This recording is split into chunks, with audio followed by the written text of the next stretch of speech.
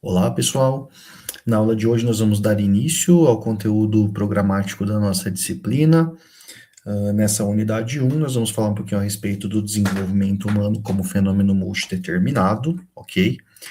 Como a gente já discutiu aí em outros momentos, inclusive em disciplinas anteriores, dentro de todos os campos aí da psicologia, importante a gente sempre ressaltar essa perspectiva desse multideterminismo, né? E aqui a gente vai colocar em evidência essa discussão dentro do campo da psicologia do desenvolvimento, para que a gente possa construir uma base sólida para posteriormente compreender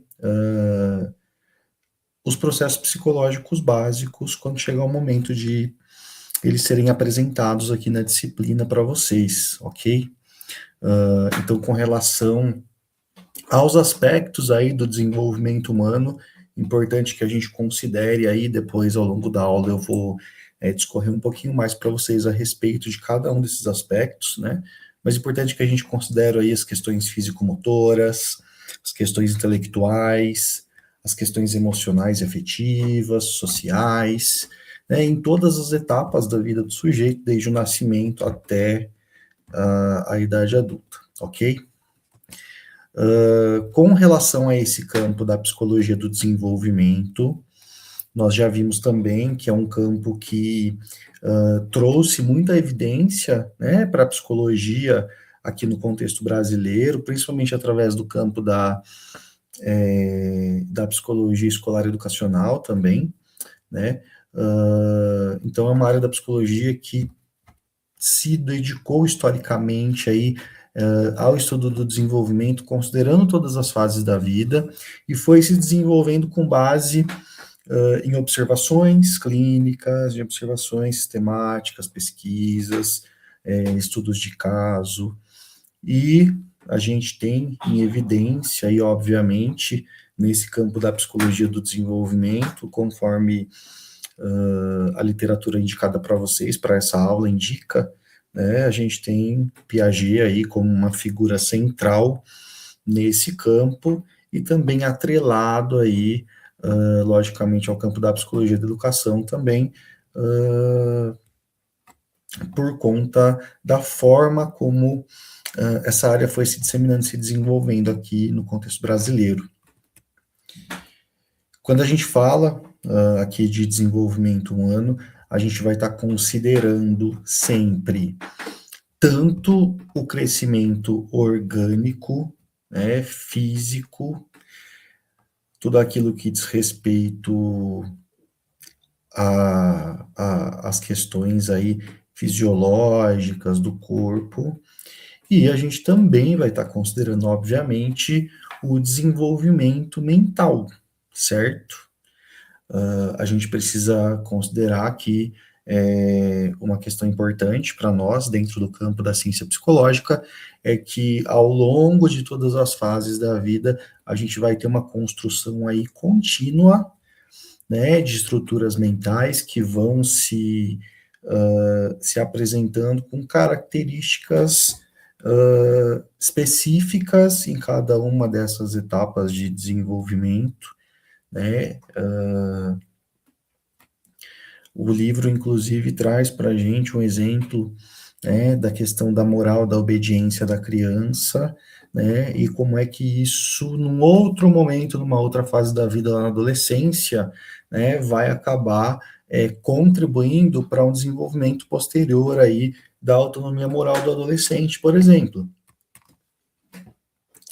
Com relação à importância, né, do estudo desse campo, a gente, considerando aí as perspectivas históricas no campo da psicologia do desenvolvimento, a gente consegue sair aí de um paradigma, né, que considerava a criança aí como um adulto em miniatura, então a gente consegue perceber de fato que existem diferenças, né, funcionais aí em cada fase, então, considerando essas questões de capacidades, né, de aspectos aí do desenvolvimento, a gente vai ter diferenças muito significativas quando a gente faz uma comparação, por exemplo, entre um adulto e entre uma pessoa adulta e uma criança, né? Então a gente consegue acabar com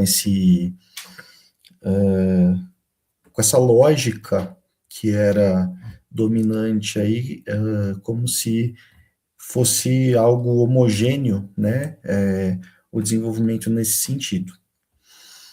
Importante que a gente considere que em cada fase do desenvolvimento, em cada faixa etária, a gente tem formas muito específicas, né, de agir, de perceber o mundo, e esses processos de desenvolvimento vão permitindo que a gente vá compreendendo, né, características que são comuns, né, que aparecem aí, que a gente consegue reconhecer em nós mesmos e na maior parte dos indivíduos, e características que são mais individuais, mais íntimas.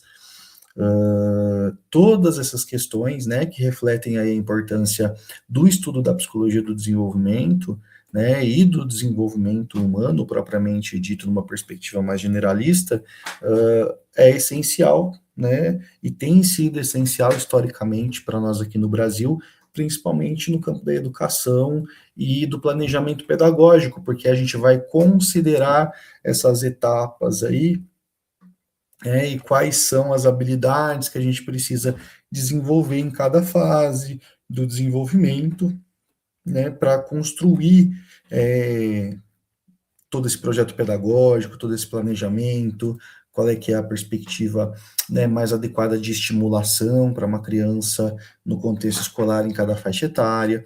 Então, todas essas questões que a gente está trazendo aqui refletem, de fato, a importância do estudo desse campo.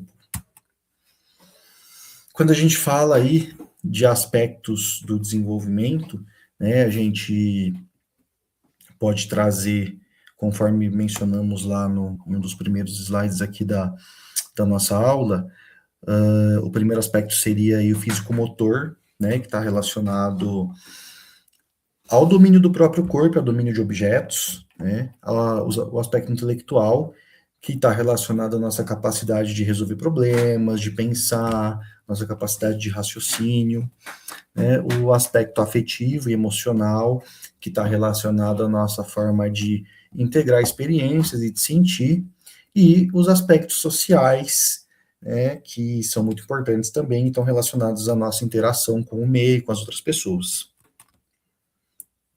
É importante que a gente considere que todos esses aspectos sempre vão estar integrados. Então, quando a gente tem alguma questão, alguma barreira, alguma dificuldade em um desses aspectos, obviamente haverá uma interferência nos demais, né? Isso não significa que uma barreira dentro de um aspecto não tornará possível o desenvolvimento daquela pessoa em outras áreas, mas, obviamente, como tudo isso está integrado, vai afetar, em algum momento vai ser necessária uma adaptação para que o desenvolvimento nas outras áreas, né, possam ocorrer de uma maneira expressiva. Né? Então, a gente tem o exemplo aí, quando a gente tem alguma dificuldade física, né, alguma limitação física por alguma razão, essa limitação, se não houver uma adaptação com relação às outras questões, ela pode afetar o aprendizado, pode afetar emoções, pode afetar relações sociais, né? Então, estamos considerando aqui que nenhum aspecto dos que a gente mencionou aqui atua de uma forma isolada, todos estão interligados sempre, certo? Com relação às teorias que a gente tem,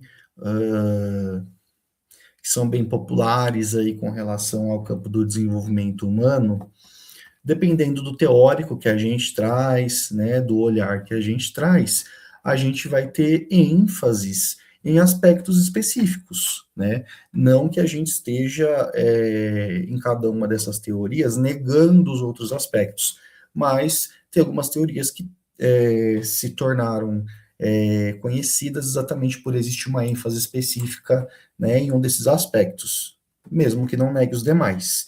Se a gente pensar na psicanálise, por exemplo, a gente sabe que existe uma ênfase aí nos aspectos afetivos e emocionais, principalmente na infância, né? Então, tem uma ênfase interpretativa aí com relação ao desenvolvimento nesse campo.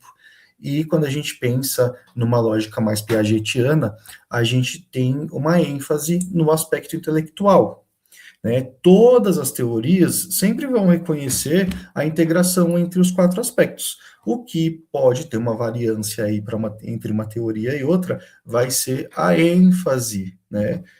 Que é dada num determinado aspecto. Uma outra questão importante aqui para a nossa aula de hoje, quando a gente pensa na psicologia do desenvolvimento aí como ciência, né, então a gente pode considerar as técnicas aí de observação, de pesquisa longitudinal e transversal. O que seria isso, né? As pesquisas longitudinais, elas vão investigar um determinado problema de pesquisa, uma determinada hipótese, em momentos temporais, né, diferentes, né? Então, por exemplo, eu posso avaliar uma determinada população aí, alunos de primeiro, terceiro e quinto ano de um curso, né, com populações diferentes ou com a mesma população fazendo esse recorte temporal, né, e a gente tem as pesquisas aí de corte transversal que estão mais relacionadas ao retrato aí de um determinado momento temporal específico, certo? A longitudinal, né, vai tomar um espaço de tempo aí relativo entre um ponto e outro, e a transversal vai fazer uma fotografia de um momento específico. Essa que seria a diferença aí primordial entre esses dois desenhos de pesquisa. Com relação ao estudo de culturas e contextos diversos, né, também um ponto aí importante para o desenvolvimento aí da psicologia do desenvolvimento no campo científico, né, e a gente não pode deixar de mencionar a importância, né, de compreender essa questão da universalidade, da diversidade do desenvolvimento humano, né, e o quanto que a pesquisa científica nos proporciona, né, o acesso a esse saber, o acesso a esse conhecimento.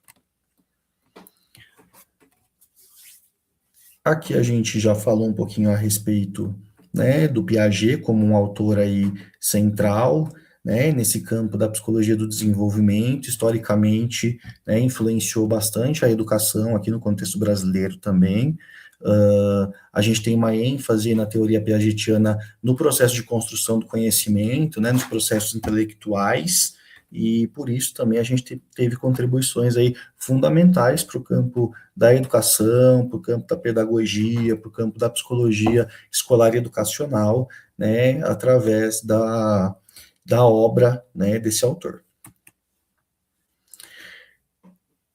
Outro ponto, né, considerando ainda aqui o campo piagetiano, falando de desenvolvimento cognitivo, a gente tem a apresentação lá no capítulo de referência que eu indiquei para vocês, né, para a gente ter uma ideia de como é que ele classifica, né, os períodos aí de desenvolvimento com essa ênfase específica que está relacionada a esse campo teórico. A gente tem o primeiro estágio aí, que seria o sensório motor, que está relacionado mais ou menos aí ao período dos 0 aos 2 anos, né? Então, a percepção da criança vai estar totalmente ligada nesse período à ação. Depois a gente já tem o período pré-operatório, que vai mais ou menos dos 2 aos 7, né, em que a criança começa a ter a capacidade aí, desenvolver a capacidade de pensamento simbólico. Depois a gente tem dos 7 aos 11 a fase aí de operações concretas, né, em que a lógica está mais aplicada a objetos, e depois dos 12 anos em diante que a gente vai ter, de fato, período de operações formais, né, em que o pensamento abstrato começa a se desenvolver e está presente. Se a gente observar essa classificação, a gente vai conseguir compreender, né, como é que isso interfere no planejamento pedagógico, por exemplo, porque não tem como eu pensar uma lógica pedagógica, por isso que existe uma relação muito forte, né, da teoria piagetiana lá na pedagogia, lá na psicologia escolar educacional, porque não tem como eu pensar um planejamento pedagógico, né, para uma criança de 2 a 7 anos, da mesma forma, com o mesmo método, com a mesma técnica que eu vou utilizar para uma criança de 14, né, porque as capacidades aí desenvolvidas em cada fase são divergentes. Aí a gente tem alguns exemplos, né, exemplos práticos dessa teoria, né, então, aquela ideia de que a criança pequenininha, ela acredita que a gente deixa de existir quando ela não nos vê, um objeto deixa de existir quando ela deixa de ver. Então, se não está no campo visual concreto ali da criança, não tem esse campo aí simbólico, né, esse campo abstrato da compreensão de que não está presente no ambiente, mas continua existindo, né? Depois, no estágio das operações concretas, a gente já consegue pensar em uma perspectiva de conservação de quantidade, né? E no estágio formal, aí as habilidades, né,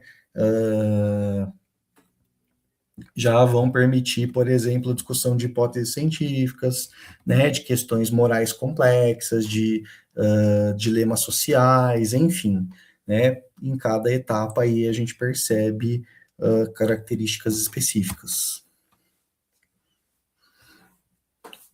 Então, retomando aí o que eu já trouxe para vocês aqui na nossa aula, essa adequação da linguagem, né, e de métodos de ensino a cada faixa etária é super importante, né, e ela se origina exatamente nesse campo teórico que a gente está discutindo aqui, né, então isso proporciona, de fato, um respeito ao nível de desenvolvimento, né, de cada grupo que a gente está pensando aí, né, no campo pedagógico, no campo da educação. Isso faz com que a gente também evite, né, isso impede a gente de exigir de uma criança, à medida que a gente tem essa compreensão dessas etapas do desenvolvimento, né, que ela entregue algo que vá além das capacidades que ela desenvolveu até aquele momento, né? Então, inclusive a própria alfabetização, por exemplo, ela só vai ser eficaz aí enquanto processo pedagógico, né, à medida que existe um processo prévio de maturação neurofisiológica que permita a aquisição desse conhecimento. Por fim, a gente tem alguns fatores aí de desenvolvimento que eu gostaria de trazer para vocês também, tá? Que seria a hereditariedade, o crescimento orgânico, a maturação neurofisiológica e o meio. Com relação à questão da hereditariedade, né, esse seria o fator aí que define alguns potenciais físicos e cognitivos, né? Obviamente, esse campo da hereditariedade, ele não determina resultados finais, porque existe a interferência do meio também, né? Então, se a gente tiver uma predisposição aí física, cognitiva ao desenvolvimento de uma determinada habilidade, bacana, mas a gente também vai depender, né, da interação com o meio. Então, é importante que a gente considere aí que todas essas questões estão sempre interligadas, né? Eu coloquei o exemplo para vocês aí, crianças com pais músicos, por exemplo, podem ter uma predisposição aí à aptidão musical, mas o desenvolvimento dessa aptidão vai depender do estímulo existindo ali no meio, certo?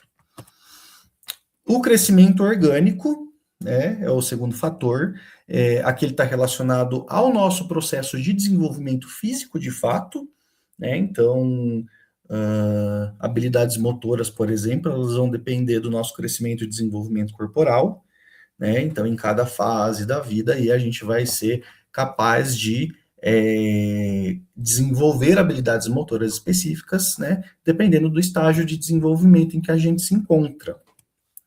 Depois a gente tem o fator aí de maturação neurofisiológica, que é o fator que permite a aquisição de habilidades novas, de habilidades cognitivas, motoras, né? Está relacionado ao desenvolvimento aí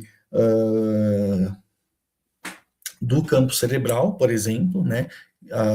Como eu mencionei para vocês mais atrás aqui na aula, para que um processo de alfabetização, por exemplo, possa ocorrer de uma maneira eficaz, né, precisa existir uma maturação neurofisiológica prévia. Então, aquela criança precisa estar numa fase, né, em que ela já está madura o suficiente dentro desse pressuposto para conseguir adquirir, processar, desenvolver aquele conhecimento. E o último fator aí seria o meio, né? Que de fato é muito importante, porque mesmo que, como eu falei para vocês, mesmo que a gente tenha predisposições várias a desenvolver habilidades diversas, se não houver estímulos, se não houver influência, né, positiva do meio com relação a esse desenvolvimento dessa habilidade X ou Y, dificilmente a gente vai conseguir desenvolvê-la, né? Então a gente percebe que todos esses fatores, assim como os aspectos que a gente discutiu mais no início da aula, todos eles estão interligados sempre. Bom, gente, então para encerrarmos a aula de hoje, questões importantes aí. O desenvolvimento humano sempre precisa ser considerado como um fenômeno multideterminado. A gente viu que teorias específicas vão dar ênfase em aspectos específicos, mas a gente nunca vai negar, né, os outros aspectos. A questão da hereditariedade, meio, o crescimento e a maturação sempre vão interagir entre si, né? E estudar esse tema ajuda, né, no desenvolvimento aí de conhecimento que é importante tanto para o campo da educação, da psicologia e outras áreas diversas que estão relacionadas com o tema. Tá certo, gente?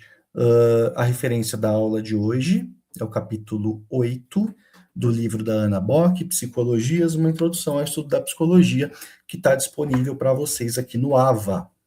Tá certo? Eu desejo para vocês uma excelente semana, bons estudos e até a próxima aula.